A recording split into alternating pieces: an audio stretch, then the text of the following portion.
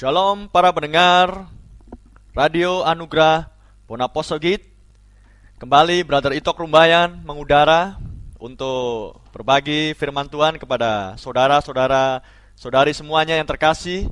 Saya sampaikan salam di dalam nama Tuhan kita Yesus Kristus. Saya sampaikan salam kepada saudara yang terkasih di Lintong Nihuta, Bapak Sinaga bersama dengan keluarga. Salam juga kepada saudara-saudari yang terkasih di Paropo dan di Silalahi, Brother Manar Situkir, kepada Opung Mikael yang ada di Samosir, dan kepada saudara-saudara yang lain yang ada di Silain, Balige, Tarutung. Tuhan Yesus memberkati semuanya. Haleluya. Saya senang bisa masih ada kesempatan hari ini bisa mengumandangkan kembali pesan pemulihan segala sesuatu, makanan rohani kita bagi umat pilihan Tuhan yang hidup di akhir zaman, karena inilah zamannya ketika Tuhan kita Yesus Kristus akan dan sedang memulihkan umat pilihannya, mempelai wanitanya, gerejanya untuk kembali kepada posisinya yang semula, di mana kita adalah kelanjutan dari kitab Kisah Para Rasul, karena kitab Kisah Para Rasul tidak diakhiri dengan tanda titik, tapi kitab tersebut masih dengan tanda koma. Roh Kudus yang sama yang ada di Kisah Para Rasul bekerja di dalam diri para rasul dan gereja mula-mula orang-orang kudus di zaman itu, yang menghasilkan perbuatan-perbuatan Kristus seperti yang sudah dijanjikan oleh Tuhan kita Yesus Kristus. Maka itu terlihat, termanifestasi di dalam kehidupan gereja mula-mula. Haleluya. Tapi kita melihat bahwa Rasul Paulus, Rasul Yohanes, Yudas, dan Rasul yang lain, bahkan Tuhan Yesus sendiri sudah mengingatkan bahwa serigala-serigala ganas, orang-orang fasik, rasul-rasul palsu, nabi-nabi palsu, pekerja-pekerja palsu, masuk menyelusup ke tengah-tengah gereja itu, dan yang menyebabkan perpecahan di dalam gereja, mengakibatkan ajaran yang palsu masuk ke dalamnya, dan yang mengakibatkan sebagian dari orang-orang di gereja mula-mula yang tidak sungguh-sungguh, maka mereka memisahkan diri dari kebenaran Kristus yang sepenuhnya, dan mereka mendirikan gerejanya sendiri. Sehingga dengan demikian, maka gereja yang lahir pada tahun 33 Masehi, yang dilahirkan sendiri oleh Tuhan kita Yesus Kristus melalui kematian Dia di kayu salib, dan dengan mencurahkan Roh Kudusnya ke atas loteng Yerusalem, di rumah di Yerusalem pada waktu itu, maka hal yang sangat menyedihkan, gereja menjadi terpecah akhirnya. Tapi hal yang paling menggembirakan juga adalah bahwa Tuhan sudah menjanjikan Dia akan memulihkan gerejanya, di mana gereja Dia, satu gereja di akhir zaman ini, yang terdiri dari suku, kaum, bangsa, dan bahasa, akan dipulihkan kembali untuk memiliki ajaran doktrin yang murni, seperti yang sudah disampaikan Kristus melalui rasul-rasulnya, dan yang akan memulihkan gerejanya, anak-anak Allah di akhir zaman. Hati dan imannya dikembalikan, dipulihkan kembali kepada kondisi yang mula-mula. Haleluya. Itulah hal yang menggembirakan. Hal yang menyedihkan adalah sudah muncul serigala-serigala ganas, nabi-nabi palsu, antikris, dan saya nanti akan tunjukkan ayat-ayatnya sebagian kepada saudara pendengar dimanapun saudara berada. Itulah hal yang menyedihkan.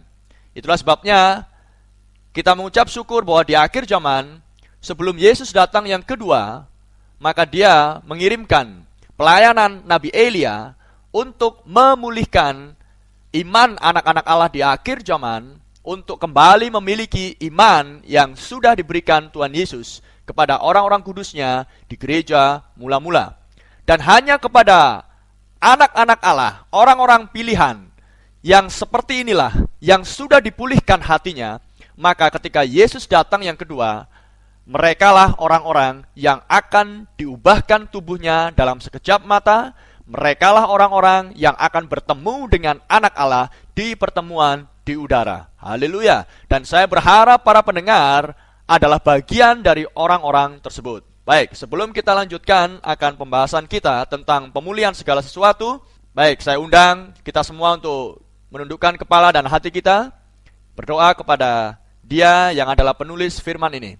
Bapa di surga, kami berterima kasih dan mengucap syukur Tuhan atas kasih karunia-Mu. Kami masih memiliki kesempatan kembali untuk memberitakan firman, pesan di akhir zaman ini Tuhan, melalui Radio Anugerah Bonapasugit ini Tuhan. Dan hamba sendiri berharap Tuhan, kiranya urapan-Mu penuh atasku, sehingga kata-kata yang keluar dari mulut ini tidak sia-sia, tapilah kata-kata yang membangun, dan kata-kata yang akan membawa, mendatangkan pemulihan Tuhan, bagi mereka yang membutuhkan pemulihan melalui pesan, pemulihan segala sesuatu di akhir zaman yang sudah dikumandangkan, disampaikan oleh Nabi-Mu Elia di zaman akhir ini Tuhan. Kiranya khotbah ini Tuhan benar-benar akan sampai menusuk ke dalam hati dan jiwa dari setiap mereka yang mendengar, sehingga mereka akan dipulihkan Tuhan, hati mereka dikembalikan kepada posisinya yang semula, sebagaimana itu yang adalah janji dan nubuatan yang sudah dikumandangkan, diucapkan oleh nabi-nabi-Mu, Tuhan Yesus pada waktu di bumi dan rasul-rasul-Mu, dan itu harus genap di akhir zaman. Maka Engkau Tuhan akan memiliki orang-orang yang benar-benar hatinya sudah dipulihkan kembali kepada kondisi yang semula. Haleluya. Itu sebabnya Tuhan, hamba berharap sebanyak mungkin para pendengar dimanapun mereka berada, mereka adalah orang-orang bagian dari orang-orang atau kelompok yang sudah dipulihkan tersebut Tuhan. Itulah harapan hamba. Hamba tahu hanya Engkau seorang yang mengetahui siapa yang menjadi milik kepunyaan-Mu dan siapa yang bukan. Itu sebabnya urapi para pendengar dimanapun mereka berada, kiranya Engkau akan berikan kepada mereka Tuhan pengertian demi pengertian untuk mengenal Kristus dengan benar di dalam firman-Mu, dan mereka akan bisa melangkah berdasarkan pengertian yang benar akan firman-Mu di dalam kehidupan mereka sehari-hari Tuhan. Sehingga orang-orang dunia sekeliling mereka akan bisa melihat bahwa ada seorang anak Allah dimanapun mereka berada, dan yang sedang memantulkan kehidupan Kristus sesuai dengan kitab suci Alkitab yang sudah dituliskan oleh para nabi dan para rasul-Mu yang kudus Tuhan. Terpujilah Engkau ya Bapa, kami bersyukur dan berterima kasih Tuhan. Kami serahkan pemberitaan firman-Mu di dalam nama Tuhan Yesus Kristus. Amin. Baik, untuk melanjutkan kembali akan pembahasan kita tentang pemulihan segala sesuatu dan 5 kali kedatangan Nabi Elia di muka bumi ini, saya kembali mengajak saudara untuk membaca ayat firman Tuhan yang diambil dari Kisah Para Rasul. Kisah Para Rasul ayat pasal yang ketiga, ayat yang ke-19 sampai 21. Karena itu sadarlah dan bertobatlah, supaya dosamu dihapuskan, agar Tuhan mendatangkan waktu kelegaan dan mengutus Yesus yang dari semula diuntukkan bagimu sebagai Kristus. Kristus itu harus tinggal di sorga sampai waktu pemulihan segala sesuatu, seperti yang difirmankan Allah dengan perantaraan nabi-nabinya yang kudus di zaman dahulu. Haleluya. Dan kita sedang berbicara tentang pemulihan segala sesuatu. Maka kalau kita berbicara tentang pemulihan segala sesuatu, maka kita harus mengetahui caranya Tuhan untuk melaksanakan apa yang sudah Dia janjikan dan nubuatkan itu melalui nabinya, melalui anaknya Tuhan Yesus, dan melalui rasul-rasulnya. Dia menubuatkan, Dia menjanjikan bahwa akan ada pemulihan segala sesuatu. Dan dikatakan di ayat 21, Kristus adalah firman, amen. Kristus itu harus tinggal di surga sampai waktu pemulihan segala sesuatu. Itu sebabnya kita harus mengetahui apa dan bagaimana cara Tuhan untuk memulihkan tentunya.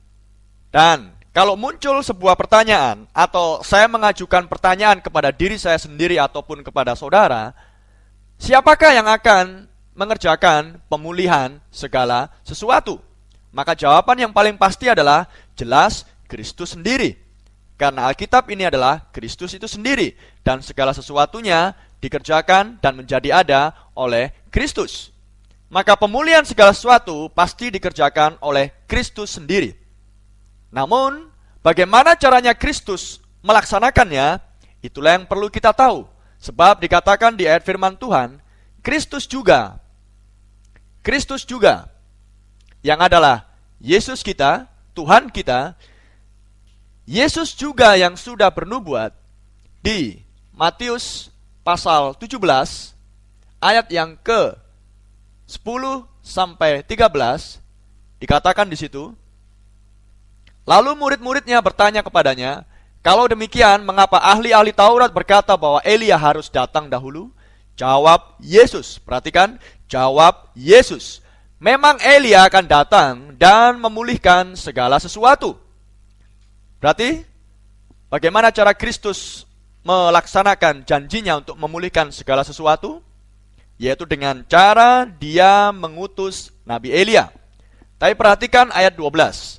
Dan aku berkata kepadamu, Elia sudah datang. Nah, saudara bandingkan ayat yang ke-11 dan ayat yang ke-12.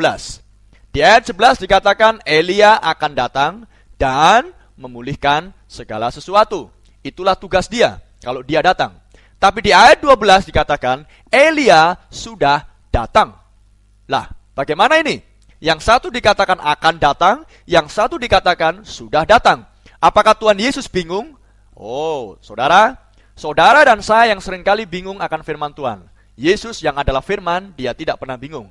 Kita hanya perlu mencari tahu kebenaran dari perkataan dia, maka jelas dikatakan Elia akan datang, betul, dan tugasnya memulihkan segala sesuatu. Tapi apa yang dimaksudkan dengan Elia sudah datang? Maka jawabannya di ayat yang ke-13, pada waktu itu mengertilah murid-murid Yesus bahwa ia berbicara tentang Yohanes Pembaptis. Baik, untuk menegaskan dan meneguhkan apa yang menjadi janji Tuhan Yesus ini, maka kita melihat di Lukas pasal yang pertama, di ayat yang ke-13 sampai 17. Saudara perhatikan, Lukas 1 ayat 13 sampai 17. Tetapi malaikat itu berkata kepadanya, jangan takut hai Zakaria, sebab doamu telah dikabulkan, dan Elisabet istrimu akan melahirkan seorang anak laki-laki bagimu, dan haruslah engkau menamai dia Yohanes. Kita tahu ini adalah bayi atau seorang bayi yang akan lahir yang diberi nama Yohanes, dan kita tahu itu adalah Yohanes Pembaptis. Engkau akan bersuka cita dan bergembira, bahkan banyak orang akan bersuka cita atas kelahirannya itu. Sebab ia akan besar di hadapan Tuhan, dan ia tidak akan minum anggur atau minuman keras, dan ia akan penuh dengan Roh Kudus mulai dari rahim ibunya. Ia akan membuat banyak orang Israel berbalik kepada Tuhan, Allah mereka, dan ia akan berjalan mendahului Tuhan, amin, dalam roh dan kuasa Elia, untuk membuat hati bapak-bapak berbalik kepada anak-anaknya, dan hati orang-orang durhaka kepada pikiran orang-orang benar, dan dengan demikian menyiapkan bagi Tuhan suatu umat yang layak baginya. Maka jelas dikatakan di Matius 17 tadi, Elia sudah datang menunjuk pelayanan Yohanes Pembaptis. Sudah paham sekarang? Karena Yohanes Pembaptis datang adalah untuk menjadi pendahulu kedatangan Kristus yang pertama. Saya ulangi, pelayanan Yohanes Pembaptis, dia ditugaskan untuk menjadi pendahulu kedatangan Kristus yang pertama. Tugas dia adalah untuk mempersiapkan jalan bagi Tuhan. Kita bisa lihat di Yesaya 40 ayat yang ketiga. Ada suara yang berseru-seru, persiapkanlah di padang gurun jalan untuk Tuhan, luruskanlah di padang belantara jalan raya bagi Allah kita. Amin. Ada seorang yang berseru-seru di padang gurun, dan kita tahu itulah pelayanan Yohanes Pembaptis. Dan Tuhan Yesus memberikan kesaksian tentang pelayanan Yohanes Pembaptis di muka bumi. Dia adalah pendahulu kedatangan dia, Kristus yang pertama. Kita baca di ayat yang lain di Maleaki, kitab Maleaki pasal 3 ayat yang pertama. Saudara dengarkan dengan seksama. Lihat, aku menyuruh utusanku supaya ia mempersiapkan jalan di hadapanku. Dengan mendadak Tuhan yang kamu cari itu akan masuk ke baitnya. Malaikat perjanjian yang kamu kehendaki itu sesungguhnya ia datang, firman Tuhan semesta alam. Baik, sekarang untuk semakin meneguhkan siapakah yang menggenapkan nubuatan ini, nubuatan yang disampaikan di Yesaya 40 dan di Maleakhi 3, maka Tuhan Yesus sendiri yang memberikan penegasan itu. Dialah yang memberikan kesaksian tentang pelayanan Yohanes Pembaptis. Mari kita baca di Matius pasal yang ke-11, ayat yang ke-10 dan 11. Karena tentang dia ada tertulis. Tuhan Yesus berbicara tentang Yohanes Pembaptis di sini. Lihatlah, aku menyuruh utusanku mendahului engkau, ia akan mempersiapkan jalanmu di hadapanmu. Aku berkata kepadamu, sesungguhnya di antara mereka yang dilahirkan oleh perempuan tidak pernah tampil seorang yang lebih besar daripada Yohanes Pembaptis, namun yang terkecil dalam kerajaan surga lebih besar daripadanya. Saudara paham? Tuhan Yesus sendiri memberikan kesaksian tentang pelayanan Yohanes Pembaptis, dan dia mengutip apa yang diucapkan oleh Yesaya 40 dan Maleakhi pasal 3, bahwa ada seorang utusan yang mendahului kedatangan Tuhan, kedatangan Kristus yang pertama. Jadi jelas bahwa Elia sudah datang, menunjuk kepada pelayanan Yohanes Pembaptis. Tapi Yesus sendiri dan Maleakhi pasal yang keempat juga sudah menubuatkan bahwa Nabi Elia akan datang untuk memulihkan segala sesuatu. Maka kita harus cari tahu bahwa sebelum Kristus datang yang kedua, harus ada seorang utusan yang menjadi pendahulu kedatangan Kristus yang kedua, dan itu adalah Nabi Elia, sebagaimana kedatangan Kristus yang pertama didahului oleh seorang utusan yang datang dengan sebuah pesan untuk mempersiapkan umat Tuhan siap bagi Mesias pada saat kedatangan Kristus yang pertama. Saya harap saudara bisa memahami. Jadi sekarang kalau Tuhan menjanjikan bahwa Nabi Elia akan datang untuk memulihkan segala sesuatu, maka jelas ada perbedaan yang besar. Yohanes Pembaptis tidak pernah memulihkan segala sesuatu. Pelayanan Tuhan Yesus Kristus bukan memulihkan segala sesuatu. Amin. Tetapi Tuhan sudah berjanji bahwa akan ada tampil pelayanan Nabi Elia di akhir zaman untuk memulihkan segala sesuatu. Pemulihan atau restorasi artinya adalah mengembalikan kepada posisinya yang semula. Tadi sudah saya katakan bahwa gereja yang awal sudah keluar dari posisi tempatnya yang semula oleh karena ada oknum-oknum yang disebut oleh Tuhan Yesus sebagai serigala-serigala yang berbulu domba. Rasul Paulus menyebutnya sebagai serigala-serigala ganas. Rasul Yudas menyebutnya sebagai penyusup-penyusup orang-orang fasik. Rasul Yohanes di suratnya dia menyebut mereka sebagai antikris-antikris. Petrus menyebut mereka sebagai orang-orang yang memutarbalikkan ajaran Paulus dan semua tulisan-tulisan di Alkitab yang lain. Maka jelas doktrin ajaran yang mereka bawakan mendatangkan atau membuat sebuah perpecahan di kalangan gereja mula-mula.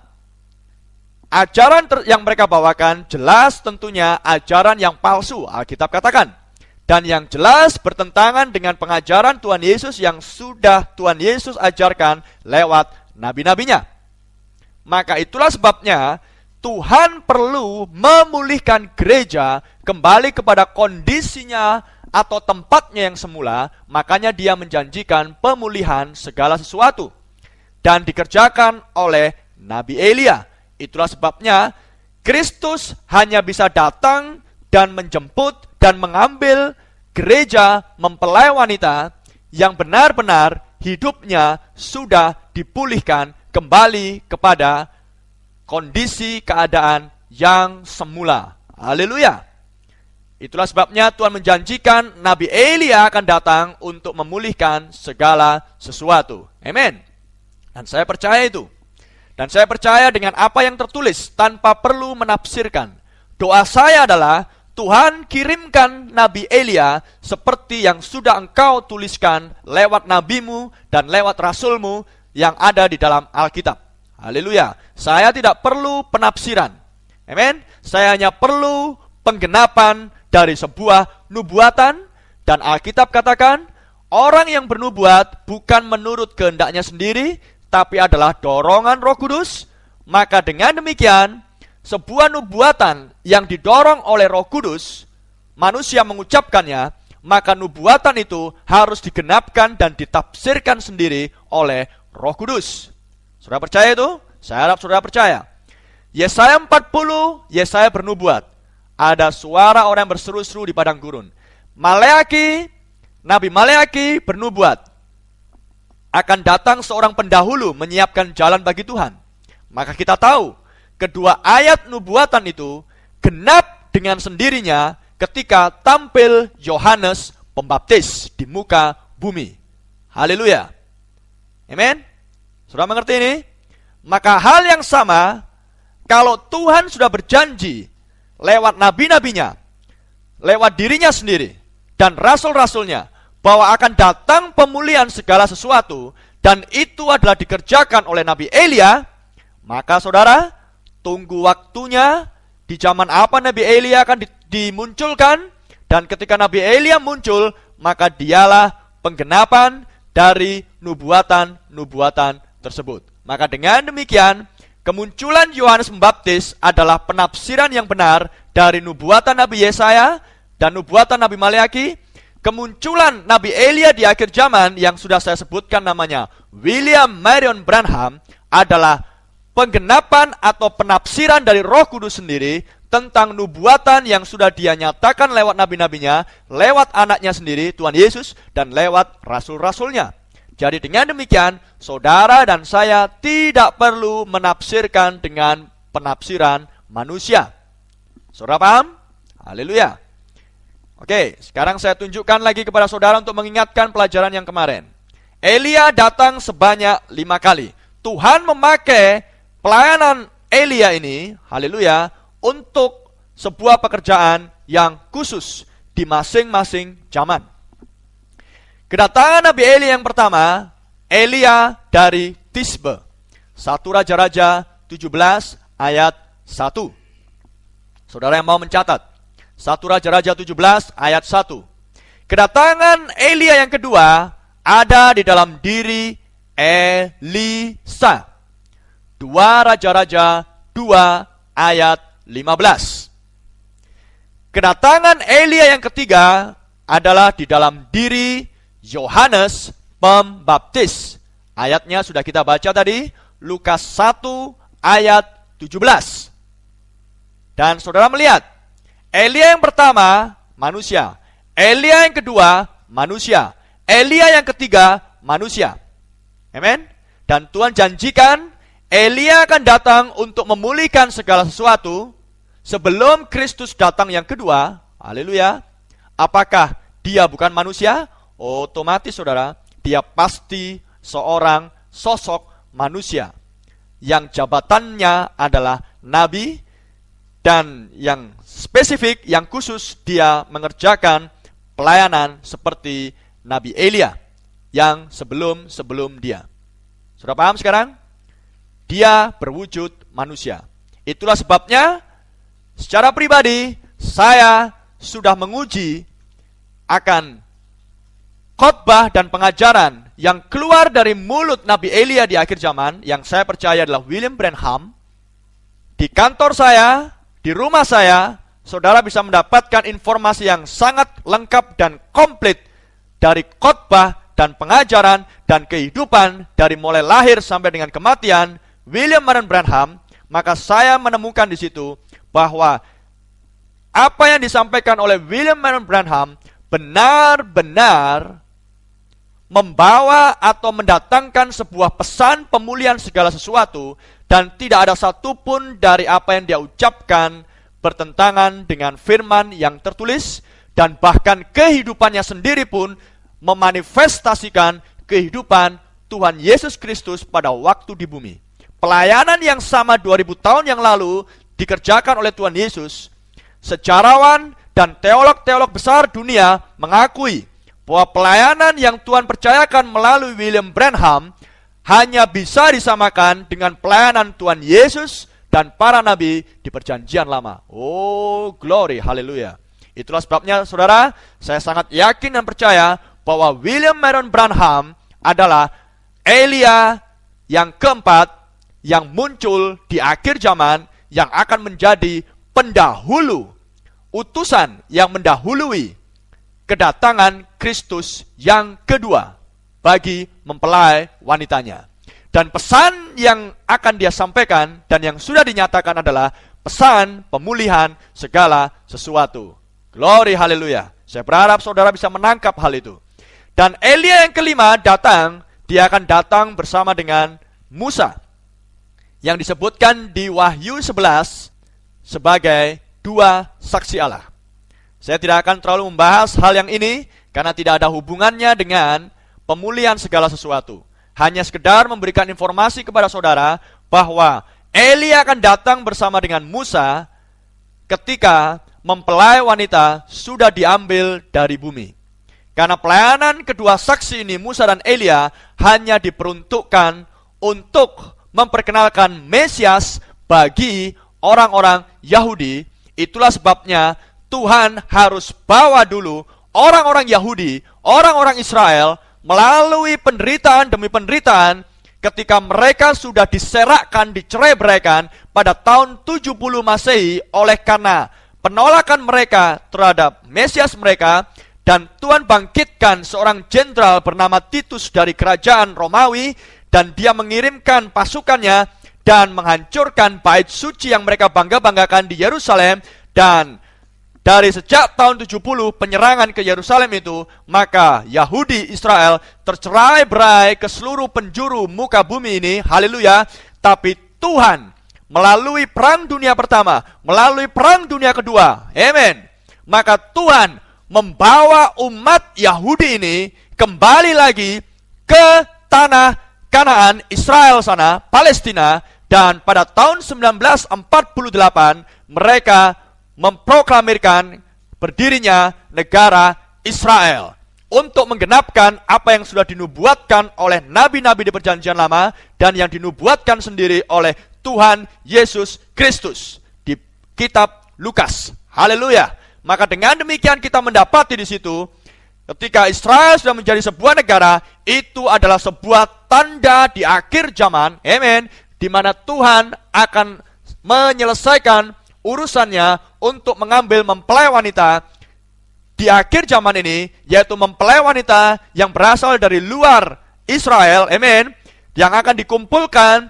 disatukan, dipanggil, amen, dimeteraikan oleh firman yang keluar dari mulut Nabi Elia di akhir zaman, amen, di mana pesan Elia di akhir zaman untuk mempersiapkan, untuk mendandani mempelai wanitanya supaya siap bagi kedatangan Kristus yang kedua. Sama seperti Hegai mempersiapkan Esther untuk siap menikah dengan Ahasiweros, sama sebagaimana Eliezer, pelayannya Abraham, mencarikan seorang mempelai wanita bagi tuannya Ishak, dan bertemulah dengan Ribka. Maka supaya Ribka bisa bersanding dengan Ishak, maka dibutuhkan seorang pelayan Abraham yang bernama Eliezer. Dibutuhkan seorang Nabi Elia di akhir zaman, amen, untuk menyatukan mempelai wanita dengan Kristus di zaman akhir ini. Dan Kristus adalah firman itu sendiri. Glory, haleluya. Saya berharap saudara bisa melihat akan pralambang-pralambang yang di perjanjian lama dan penggenapan peristiwa di zaman modern ini, di mana Israel sudah berdiri sebagai sebuah negara yang mandiri, independen, dan merdeka. Haleluya. Glory. Itulah sebabnya Tuhan harus kirimkan pesan di akhir zaman. Maka saya percaya bahwa William Marion Branham lahir pada tahun 1909 di Amerika Serikat. Haleluya. Dia meninggal pada tahun 1965. Dan pada tahun 1946, pada malam yang sama ketika Israel mulai mengibarkan bendera bintang Daud, amen, maka pada malam yang sama Tuhan mengirimkan malaikatnya datang kepada William Branham di sebuah gua yang terpencil dan memberikan sebuah penugasan kepada dia. Glory, haleluya. Dan penugasan ini disertai dengan juga dua tanda yang sangat spesifik, sangat khusus, dan dunia sudah melihat dua tanda melalui pelayanan William Branham. Dunia sudah melihat manifestasi Yesus Kristus terulang kembali di akhir zaman. Glory. Saudara bisa mendapatkan informasi yang komplit kalau saudara mau menghubungi saya. Amin.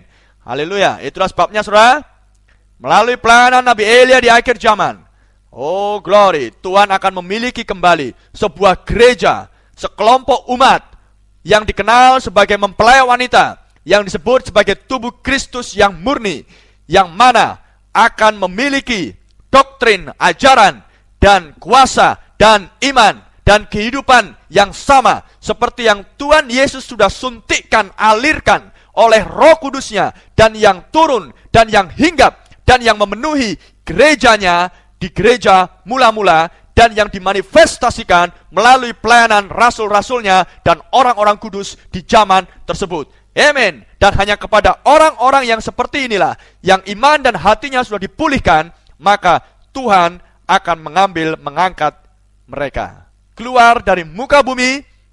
Karena di Maleakhi 4 ayat yang kelima, Tuhan sudah bernubuat bahwa Elia akan datang. Mari kita baca ayatnya.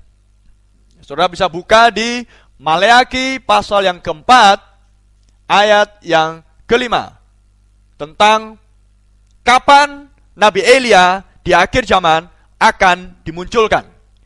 Maleakhi 4 ayat yang kelima. Saudara, Tuhan memberikan kapan waktunya. Maleakhi 4 ayat 5, sesungguhnya aku akan mengutus Nabi Elia, haleluya, kepadamu. Kepada siapa? Kepada gereja, kepada orang-orang kudusnya, kepadamu menjelang atau sebelum datangnya hari Tuhan yang besar, dan dalam bahasa Inggrisnya, dan yang mengerikan itu. Oh, glory, haleluya. Jadi sebelum Tuhan datang untuk yang kedua kali, maka dia akan mengutus Nabi Elia. Amen. Maka seperti yang sudah saya sampaikan pada minggu lalu, setiap kali Tuhan munculkan pelayanan Nabi Elia dengan manusianya, dengan pesan yang disampaikan, di setiap zamannya, di zaman Elia, di zaman Elisa, di zaman Yohanes Pembaptis, dan di zaman Elia di akhir zaman, dan bahkan Elia yang kelima datang bersama dengan Musa, dua saksi itu, setiap kali kemunculan Elia di muka bumi, itu adalah mendatangkan kasih karunia, anugerah, keselamatan bagi mereka yang mau merendahkan hati di hadapan pesan yang disampaikan oleh Elia, dan yang mau menundukkan diri, amen, dan yang mau mendengarkan suaranya, dan yang mau mengikuti perintahnya, amen, dan yang mau mentaati firman-Nya, amen. Haleluya. Maka mereka orang-orang yang dipulihkan, mereka orang-orang yang diselamatkan. Saudara melihat di perjanjian lama, mereka yang tidak tunduk kepada perkataan Nabi, mereka mengalami kebinasaan. Amen. Mereka yang tidak tunduk dan percaya penuh kepada perkataan Tuhan Yesus, mereka binasa. Alkitab katakan, mereka yang tidak tunduk kepada perkataan dan ajaran yang disampaikan oleh Kristus melalui rasul-rasulnya yang sudah dituliskan di dalam Alkitab, mereka mengalami kebinasaan. Maka hal yang sama, saudara, pesan yang disampaikan oleh Nabi Elia di akhir zaman adalah untuk mendatangkan keselamatan, kasih karunia bagi barang siapa mereka yang mau. Alkitab katakan di kitab Efesus pasal yang kedua, ayat yang ke-8, 9, dan 10, dikatakan jelas di sana bahwa kita diselamatkan oleh kasih karunia melalui iman. Dan itu bukan hasil perbuatan manusia atau kita, tapi hanyalah karena anugerah atau kasih karunia Tuhan belaka. Amen. Dan cara Tuhan menyatakan kasih karunia-Nya adalah dengan cara Tuhan mengirimkan firman, pesan, makanan rohani di setiap zaman. Maka jika orang mau mendengarkan dan percaya dan mau merendahkan hati kepada firman pesan Tuhan di zamannya, maka dia mendapatkan kasih karunia di hadapan Tuhan. Bahkan Tuhan Yesus sendiri mengatakan, imanmulah yang menyelamatkanmu. Amen. Maka dengan demikian kita bisa melihat, saudara, kalau saudara percaya dengan iman bahwa pesan Nabi Elia di akhir zaman adalah benar adanya, sesuai dengan yang sudah dinubuatkan oleh para nabi Tuhan Yesus dan para rasul, maka hendaknya lah saudara menundukkan diri di hadapan pesan yang disampaikan oleh Nabi Elia di akhir zaman, William Marion Branham. Mungkin saudara akan berkata, Brother Ito, kita mengikuti manusia. Maka saya mau katakan kepada saudara, Tuhan selalu memakai manusia-manusianya. Di zaman Musa, Musa adalah manusia 100%. Dan dari mulut Musa keluarlah pesan firman Tuhan bagi umat Israel di zaman tersebut. Bagi mereka yang menolak dan yang tidak mau mendengarkan perkataan Musa, Alkitab jelas katakan, mereka binasa oleh karena ketidakpercayaan. Tapi bagi mereka yang mau menundukkan diri dan mau mendengarkan perkataan Nabi Musa, mereka selamat. Amin, saudara? Saudara terapkan di setiap zaman, Tuhan tidak pernah berubah. Tuhan tetap sama dengan caranya. Amin. Kita bukan mengikuti manusia. Saya bukan sedang mengikuti William Marion Branham. Tapi saya sedang mengikuti seorang manusia Allah yang dari mulutnya keluar pesan, firman, pemulihan segala sesuatu. Karena saya rindu dipulihkan untuk kembali kepada gereja mula-mula. Amen, glory. Kita semua adalah mengikuti Kristus. Saudara dan saya hanya perlu tahu bagaimana Kristus bekerja di setiap zaman. Kristus selalu memakai nabi-nabinya. Kristus selalu memakai tubuh manusia. Itulah sebabnya Kristus datang di dalam tubuh manusia. Dan tubuh manusia yang bernama Yesus itu adalah firman yang menjadi manusia. Kristus datang ke dalam diri gerejanya, ke dalam diri para rasul-rasulnya. Dan Rasul Paulus katakan, ikutlah aku sebagaimana aku adalah pengikut Kristus. Jadi kita bukan sekedar mengikuti manusia, saudara. Kita mengikuti seorang manusia Allah yang sudah ditetapkan Tuhan untuk sebuah tugas yang tertentu, yang khusus, di mana pesan firman yang keluar dari mulutnya akan mendatangkan kasih karunia bagi mereka yang mau diselamatkan. Haleluya. Kembali saya membacakan Maleakhi 4 ayat yang kelima. Sesungguhnya aku akan mengutus Nabi Elia kepadamu menjelang atau sebelum datangnya hari Tuhan yang besar dan yang mengerikan tersebut. Jadi Nabi Elia akan diutus sebelum hari Tuhan datang. Dan kita tahu bahwa hari Tuhan berbicara tentang kedatangan Kristus yang kedua untuk mengambil mempelai wanitanya. Tapi Kristus juga datang sebagai hakim untuk mencurahkan murka ke atas manusia yang sudah menolak Roh Kudus, yang sudah menolak firman yang disampaikan oleh Nabi Elia di akhir zaman ini. Saudara harus ingat itu.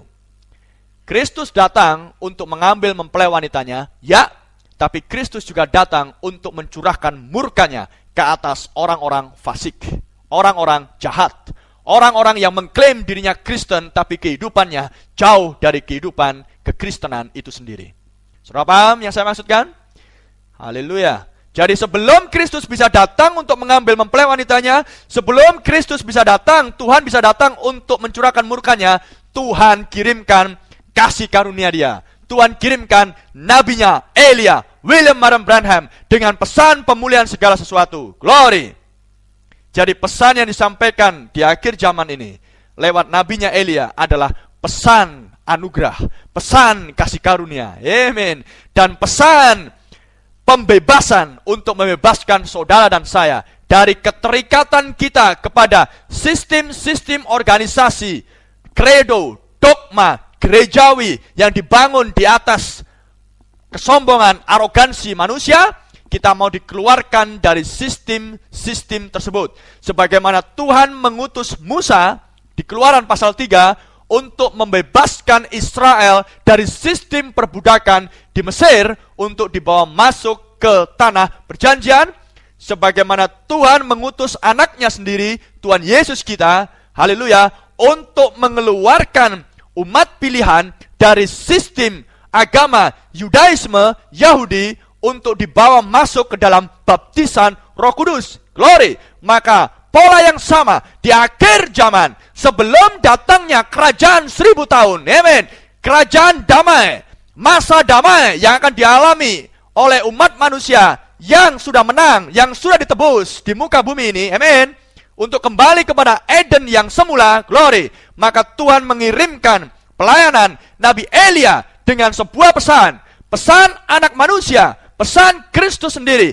pesan kasih karunia, pesan pembebasan untuk membebaskan mempelai wanitanya dari sistem perbudakan denominasi dan organisasi gereja untuk dipersekutukan, dipersatukan, dikumpulkan di dalam firman Tuhan yang murni di bawah pengajaran Nabi Elia di akhir zaman. Glory, dan yang akan dibawa ke dalam sebuah pengangkatan hari yang mulia dan yang akan dibawa masuk ke dalam perjamuan kawin anak domba Allah, amen, yang akan turun kembali ke bumi untuk menikmati kerajaan 1000 tahun milenium yang gilang gemilang, amen, glory. Dan kita akan kita akan mengalami lagi sebuah kehidupan yang tidak ada lagi dosa di dalam diri saudara dan saya. Tidak ada lagi pelanggaran, tidak ada lagi duka cita, tidak ada lagi tangis, tidak ada lagi sakit penyakit.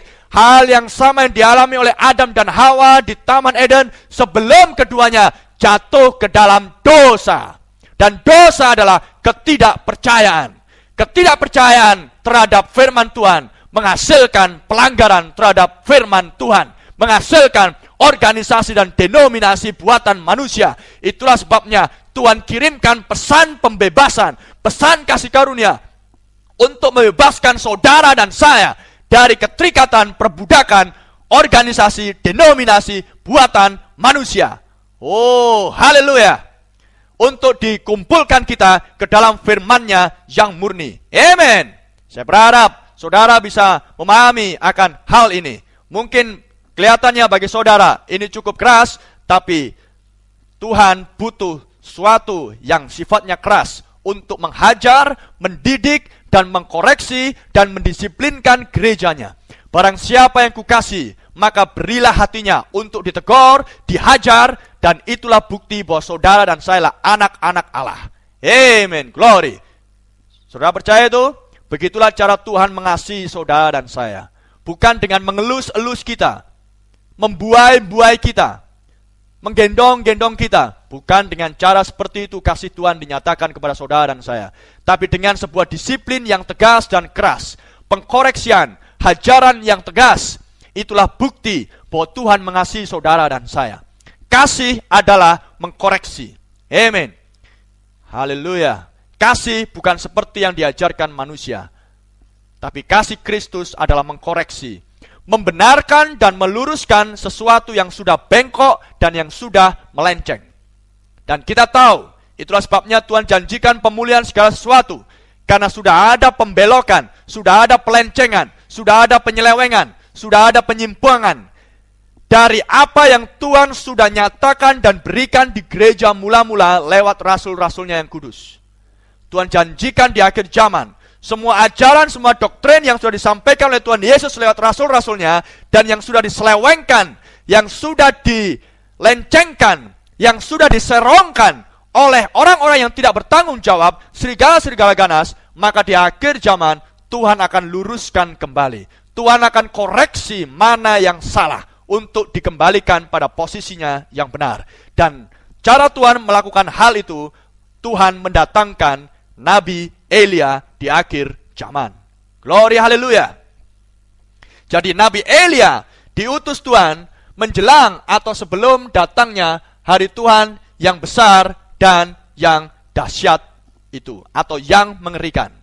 Jadi saudara lihat, saya akan tunjukkan kepada saudara tentang hari Tuhan. Mari kita buka ayatnya di Yesaya pasal yang kedua. Yesaya pasal 2, ayatnya yang ke-10 mulai. Masuklah di sela gunung batu dan bersembunyilah di dalam liang tanah terhadap kedahsyatan Tuhan dan terhadap semarak kemegahannya. Manusia yang sombong akan direndahkan, dan orang yang angkuh akan ditundukkan, dan hanya Tuhan sajalah yang maha tinggi pada hari itu. Pada hari itu, pada hari Tuhan. Siapakah manusia yang sombong dan angkuh yang akan ditundukkan oleh Tuhan? Mereka yang menganggap bahwa saya adalah seorang yang berarti. Saya adalah orang penting. Saya tahu firman, padahal tidak tahu apa-apa. Gerejaku besar, jemaatku banyak, Aku diberkati Tuhan selama ini. Tapi ketika firman Tuhan lewat nabinya disampaikan, saudara menolak, maka saudara termasuk golongan orang-orang yang angkuh, yang tidak mau merendahkan hati, yang sombong. Dan pada hari Tuhan, Anda akan ditundukkan oleh Tuhan. Itulah hari Tuhan. Hari penghakiman, hari pembalasan Tuhan. Oh, saya tidak mau masuk pada hari itu, saudara. Dan saya yakin saudara pun tidak akan mau mengalami hari itu. Lebih baik kita mengalami hari sukacita di dalam Tuhan, di mana di situ ada kasih karunia, di situ ada rahmat, di situ ada kemurahan hati Tuhan, haleluya. Di situ ada anugerahnya Tuhan.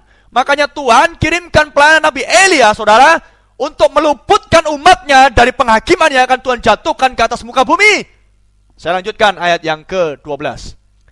Sebab Tuhan semesta alam menetapkan suatu hari untuk menghukum semua yang congkak dan angkuh, yang menolak firman-Nya, serta menghukum semua yang meninggikan diri supaya direndahkan, yang menganggap martabat, status dirinya di masyarakat, di keluarga, apapun bentuknya, lebih dari segalanya.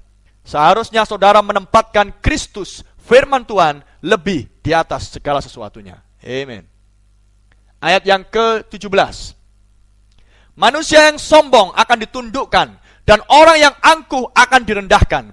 Hanya Tuhan sajalah yang maha tinggi pada hari itu. Yes. Sedang berhala-berhala akan hilang sama sekali.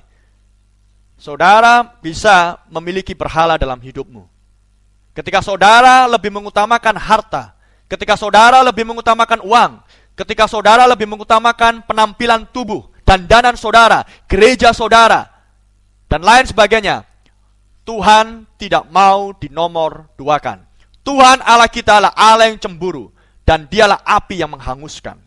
Ketika Tuhan mendapati seseorang menempatkan sesuatu yang lain di luar firman-Nya lebih utama ketimbang firman-Nya, maka tiba harinya Tuhan akan mengadakan hari pembalasan bagi orang tersebut. Maka orang akan masuk ke dalam gua-gua di gunung batu, dan ke dalam liang-liang di tanah terhadap kedahsyatan Tuhan, dan terhadap semarak kemegahannya, pada waktu ia bangkit menakut-nakuti bumi. Pada hari itu berhala-berhala perak dan berhala-berhala emas yang dibuat manusia untuk sujud menyembah kepadanya akan dilemparkannya kepada tikus dan kelelawar.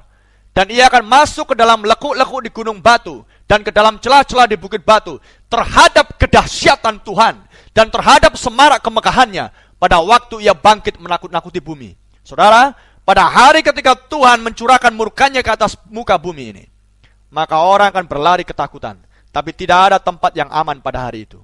Itulah sebabnya saudara, Tuhan memberikan tempat yang aman di zaman kita sebelum Tuhan mencurahkan murkanya. Tempat yang aman di zaman kita adalah temukan Kristus di dalam pesan di akhir zaman ini, melalui pesan yang disampaikan oleh Nabi Elia. Itulah tempat yang paling aman di muka bumi ini. Glory, haleluya. Selama saudara dan saya masih memiliki nafas kehidupan pada tubuh ini. Ayat 22. Jangan berharap pada manusia, sebab ia tidak lebih daripada embusan nafas. Dan sebagai apakah ia dapat dianggap? Terlalu banyak manusia-manusia di muka bumi yang berharap pada manusia. Saudara mengerti yang saya maksud? Kita baca di Yesaya pasal yang ke-13. Ayat yang ke-6. Saudara perhatikan. Merataplah, sebab hari Tuhan sudah dekat. Datangnya sebagai pemusnahan dari Yang Maha Kuasa. Saudara lihat, hari Tuhan adalah hari penghakiman. Ayat yang ke-9. Sungguh, hari Tuhan datang dengan kebengisan, dengan gemas, dan dengan murka yang menyala-nyala, untuk membuat bumi menjadi sunyi sepi, dan untuk memunahkan daripadanya orang-orang yang berdosa. Saudara, itulah sebabnya sebelum Tuhan bisa mendatangkan murkanya, Tuhan adalah Allah yang adil. Dia adalah hakim yang adil. Dia tidak akan menghukum manusia dengan begitu saja.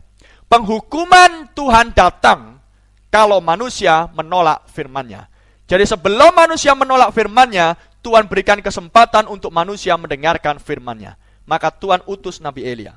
Sebelum Tuhan bisa mendatangkan air bah, Tuhan kirimkan nabinya Nuh, dan Nuh berkhotbah. Tapi manusia di zaman itu lebih suka menolak untuk tidak mau merendahkan hati di hadapan Nuh sebagai seorang nabi Tuhan. Maka yang selamat di zaman itu hanya 8 orang. Mereka yang masuk ke dalam bahteranya Nuh. Maka di zaman sekarang saudara, hanya segelintir umat pilihan Allah. Tapi saya percaya, kalau saudara mau, saudara akan mendapat bagian di dalam segelintir orang tersebut. Kita baca ayat yang lain tentang hari Tuhan. Saya bacakan di 2 Petrus pasal yang ketiga, ayat yang ke-10 atau ayat yang ke-9. Mulai 2 Petrus pasal 3 ayat 9. Tuhan tidak lalai menepati janjinya, sekalipun ada orang yang menganggapnya sebagai kelalaian. Ingat, Tuhan kita bukan Tuhan yang berdusta. Kalau dia sudah bernubuat, berjanji, dia pasti akan genapkan. Tetapi ia sabar terhadap kamu. Oh, glory saudara. Itulah dia sebabnya dia sabar kepada kita dengan dia mengirimkan pelayanan Nabi Elia, menunjukkan panjang sabarnya Tuhan. Tetapi ia sabar terhadap kamu, karena ia menghendaki supaya jangan ada yang binasa. Jangan ada yang binasa, melainkan supaya semua orang berbalik dan bertobat. Tuhan menginginkan hati saudara dipulihkan kembali. Tuhan menginginkan pertobatan Anda. Perhatikan ayat 10. Tetapi hari Tuhan akan tiba seperti pencuri. Pada hari itu langit akan lenyap dengan gemuruh yang dahsyat, dan unsur-unsur dunia akan hangus dalam nyala api, dan bumi dan segala yang ada di atasnya akan hilang lenyap. Hari Tuhan akan datang dengan sangat dahsyat. Ayat 11.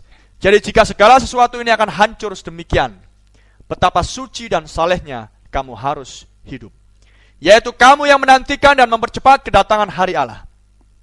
Pada hari itu langit akan binasa dalam api, dan unsur-unsur dunia akan hancur karena nyalanya. Saudara lihat, status saudara, jabatan saudara, gaji saudara, rumah saudara, gereja saudara, mobil saudara, suami, istri, anak-anak, tidak akan ada yang terluput ketika hari Tuhan tiba melanda muka bumi ini. Tapi jalan supaya kita bisa luput, masuklah ke dalam kasih karunia Tuhan. Masuklah ke dalam pesan pemulihan segala sesuatu di akhir zaman. Maka saudara akan aman di sana. Haleluya. Satu ayat lagi saya tunjukkan kepada saudara. 2 Tesalonika pasal yang kedua. Tentang kedatangan Tuhan kita Yesus Kristus. Ingat, tentang kedatangan Kristus yang kedua. Dan terhimpunnya kita dengan dia, kami minta kepadamu saudara-saudara. Ingat saudara, sebelum Kristus datang yang kedua, maka Tuhan harus menghimpunkan dulu, mengumpulkan dulu umat pilihannya. Amin. Dan kita tahu, pelayanan pesan Nabi Elia adalah untuk mengumpulkan umat pilihan Tuhan di akhir zaman. Ayat 2, supaya kamu jangan lekas, bingung dan gelisah baik oleh ilham roh maupun oleh pemberitaan atau surat yang dikatakan dari kami, seolah-olah hari Tuhan telah tiba. Sudah lihat, hari Tuhan adalah hari pembalasan Tuhan kepada orang-orang fasik. Jadi sebelum Tuhan mencurahkan murkanya, Tuhan mengirimkan terlebih dahulu pesan pembebasan, pesan pemulihan, haleluya, pesan kasih karunia untuk mendatangkan keselamatan bagi barang siapa yang mau menerima keselamatan yang dari Tuhan. Amen, glory. Kalau saudara memiliki benih ilahi, benihnya Tuhan, Anda lahir dari benihnya Tuhan, Anda akan merespon suara pesan Nabi Elia di akhir zaman. Dombaku mendengarkan suara gembalanya. Amen. Saya berharap saudara bisa memahami. Dan kita akan lanjutkan kembali pembahasan kita di minggu yang ke depan. Amen. Saudara tetap berdoa, renungkan baik-baik. Kalau saudara mau meminta buku-buku atau CD, semuanya gratis. Saudara kirimkan alamat, atau saudara bisa berjumpa dengan kami langsung. Kita akan sharing firman, berbagi firman lebih panjang lagi. Karena pelayanan di radio sangat terbatas, hanya 1 jam. Saudara bisa hubungi kami di nomor kami 081260228993. 081260228993. Atau di nomor yang lain 081747474239. Haleluya. Mari kita tundukkan kepala sebentar untuk berdoa. Bapa di sorga, kami ucap syukur dan terima kasih Tuhan. Pemberitaan firman-Mu sudah dikumandangkan lagi pada malam ini. Kiranya itu menyentuh hati daripada setiap mereka yang mendengar. Tuhan, cilikkan mata rohani mereka, supaya mereka merenungkan bahwa Engkau sedang mengirimkan pesan kasih karunia anugerah. Dan kami tahu lewat firman-Mu juga, lewat nabi-Mu, lewat rasul-Mu, lewat Tuhan-Mu sendiri, Yesus Kristus Tuhan kami, bahwa kami diselamatkan oleh kasih karunia, bukan oleh perbuatan kami. Dan Engkau sudah menyatakan kasih karunia-Mu dengan Engkau mendatangkan Nabi Elia, sebelum Engkau mencurahkan penghakiman-Mu ke atas muka bumi. Kami adalah bagian dari orang-orang yang diluputkan dari penghakiman-Mu yang dahsyat itu Tuhan, yang menakutkan dan yang mengerikan. Dan tidak akan ada seorang pun yang bisa tahan di hadapan-Mu Tuhan, ketika Engkau sedang mencurahkan murka-Mu. Tidak ada satupun yang bisa selamat dan lari daripadanya. Tuhan, itu sebabnya kami mau pastikan Tuhan, hamba mau pastikan bahwa setiap mereka yang mendengar adalah orang-orang yang sudah terluput dan yang sudah dipulihkan. Haleluya, melalui pesan pemulihan segala sesuatu di akhir zaman. Tuhan berkati para pendengar dimanapun mereka berada. Kalau ada yang sakit, kiranya Engkau yang menyembuhkan mereka oleh bilur-bilur darah-Mu. Kalau ada yang berduka, kiranya Engkau yang akan menghiburkannya Tuhan. Kalau ada yang bermasalah Tuhan, kiranya Engkau memberikan jalan keluar supaya mereka berkemenangan Tuhan. Kami berdoa, hamba berdoa dan mohonkan semuanya di dalam nama Tuhan Yesus Kristus yang mulia. Haleluya, glory, glory, glory, haleluya. Tuhan Yesus memberkati saudara semuanya. Saudara, renungkan baik-baik. Renungkan baik-baik. Waktu masih tersedia, waktu masih ada. Pintu kasih karunia bagi bangsa di luar Yahudi masih terbuka untuk saat ini. Tapi tiba waktunya, pintu itu akan ditutup dan tidak ada seorang pun yang bisa membukanya. Kalau Tuhan membuka pintu, tidak ada seorang pun yang bisa menutupnya. Kalau Tuhan sendiri yang menutupnya, tidak ada seseorang pun yang bisa membukanya. Saudara, waktu masih ada.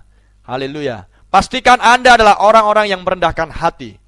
Mau merendahkan hati dan mau merenungkan dan mau mempertimbangkan dan mau menyelidiki kebenaran dari setiap khotbah yang sudah saya sampaikan di radio Anugerah Bonapasogit dan dari buku-buku yang mungkin akan saudara peroleh dari khotbah-khotbah Nabi Elia William Marion Branham di akhir zaman. Saudara renungkan, saudara cek kebenaran itu dan saudara berdoa, maka Roh Kudus akan menolong orang yang mau merendahkan hati.